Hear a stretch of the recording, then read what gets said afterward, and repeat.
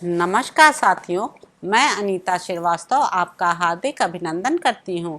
श्रीमद् वाल्मीकि रामायण में आज का प्रसंग है अयोध्या से गंगा तट तक का सुरम्य शिविर और कूप आदि से युक्त सुखद राजमार्ग का निर्माण।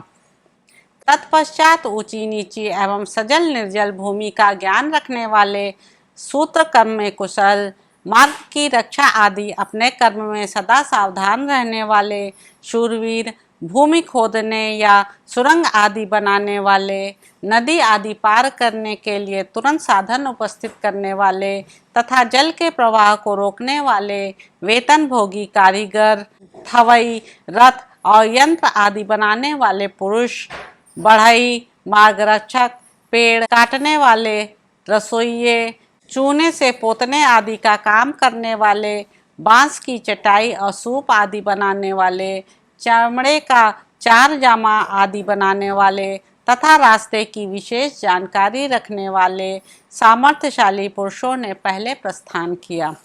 उस समय मार्ग ठीक करने के लिए एक विशाल जन समुदाय बड़े हर्ष के साथ वन प्रदेश की ओर अग्रसर हुआ, जो पूर्णिमा के दिन उबड़े हुए समुद्र के महान वेग की भांति शोभा पा रहा था। वे मार्ग निर्माण में निपुण कारीगर अपना अपना दल साथ लेकर अनेक प्रकार के औजारों के साथ आगे चल दिए। वे लोग लताएं, बेलें, झाड़ियाँ, ठूंठे वृक्ष तथा पत्थरों को हटाते और नाना प्रकार के वृक्षों को काटते हुए मार्ग तैयार करने लगे। जिन स्थानों में वृक्ष नहीं थे, वहाँ कुछ लोगों ने वृक्ष भी लगाए। कुछ कारीगरों ने कुल्हाड़ों, टंकों तथा हंसियों से कहीं कहीं वृक्षों और घासों को काट काट कर रास्ता साफ किया। अन्य प्रबल मनुष्यों ने, जिनकी जड़ें नीचे तक जमी हुई थीं, उन कुश, कास आदि के झुरमुटों को हाथों से ही उखाड़ फेंका। वे जहाँ तहाँ ऊंचे नीचे दुर्गम स्थानों को खोद खोद कर बराबर कर देते थे। दूसरे लोग कुओं और लंबे चौड़े गड्ढों को धूलों से ही पाट देते थे। जो स्थान नीचे होते थे, वहाँ सब ओर से मिट्टी डालकर वे उन्हें शीघ्र ही बराबर कर देते थे। उन्होंने जहाँ पुल बांधने के योग्य पानी देखा, वहाँ पुल बांध दिए। जहाँ कंकरीली जमीन दिखाई दी, वहाँ उसे ठोक पीट कर मुलायम कर दिया, और जहाँ पानी बहने के लिए मार्ग बनाना आवश्यक समझा, वहाँ बांध काट दिया। इस प्रकार विभिन्न देशों में वहाँ की आवश्यकता के अनुसार कार्य किया। छोटे छोटे स्रोतों को, जिनका पानी सब ओर बह जाया करता था, चारों ओर से बांधकर शीघ्र ही अधिक जल वाला बना दिया। इस तरह थोड़े ही समय में उन्होंने भिन्न भिन्न आकार प्रकार के बहुत से सरोवर तैयार कर दिए, जो अगाध जल से भरे होने के कारण समुद्र के समान जान पड़ते थे। निर्जल स्थानों में नाना प्रकार के अच्छे अच्छे कुएं और बावड़ी आदि बना दिए, जो आसपास बनी हुई वेदिकाओं से अलंकृत थे। इस प्रकार सेना का वह मार्ग देवताओं के मार्ग की भांति अधिक शोभा पाने लगा।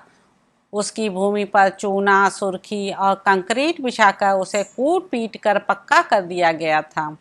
उसके किनारे किनारे फूलों से सुशोभित वृक्ष लगाए गए थे। वहाँ के वृक्षों पर मतवाले पक्षी चहक रहे थे। सारे मार्ग को पताकाओं से सजा दिया गया था। उस पर चंदन मिश्रित जल का छिड़काव किया गया था तथा अनेक प्रकार के फूलों से वह सड़क सजाई गई थी। मार्ग बन जाने पर जहाँ तहाँ छावनी आदि बनाने के लिए जिन्हें अधिकार दिया गया था, कार्य में दत्तचित्त रहने वाले उन लोगों ने भरत की आज्ञा के अनुसार सेवकों को काम करने का आदेश देकर जहाँ स्वादिष्ट फलों की अधिकता थी, उन सुंदर प्रदेशों में छावनियाँ बनवाई, और जो भरत को अभीष्ट था, मार्ग के भूषण स्वरूप उस शिविर को नाना प्रकार के अलंकारों से और भी सजा दिया।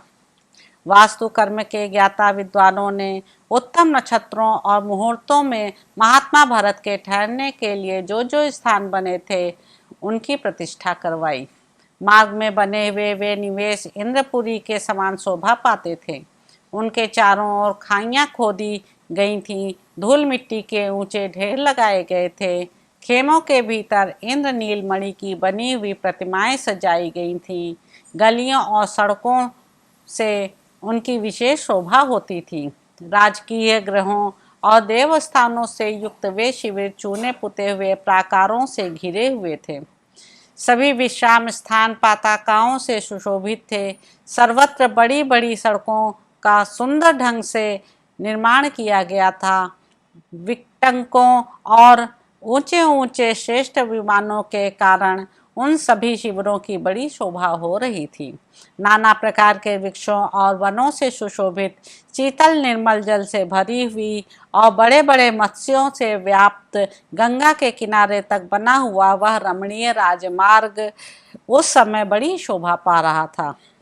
अच्छे कारीगरों ने उसका निर्माण किया था। रात्रि के समय वह चंद्रमा और तारागणों से मंडित निर्मल आकाश के समान सुशोभित होता था। तो इस प्रकार साथियों, अयोध्या कांड में निहित 80वां सर्ग यहाँ पर समाप्त होता है। अगले अंक में आप जानेंगे कि प्रातः काल के मंगल वाद्य घोष को सुनकर भरत का दुखी होना और उसे बंद कराकर विलाप करना, वशिष्ठ जी का सभा में आकर मंत्री आदि को बुलाने के लिए दूत भेजना। तो इस प्रकार अगले अंक में आपसे फिर मुलाकात होगी। नमस्कार साथियों।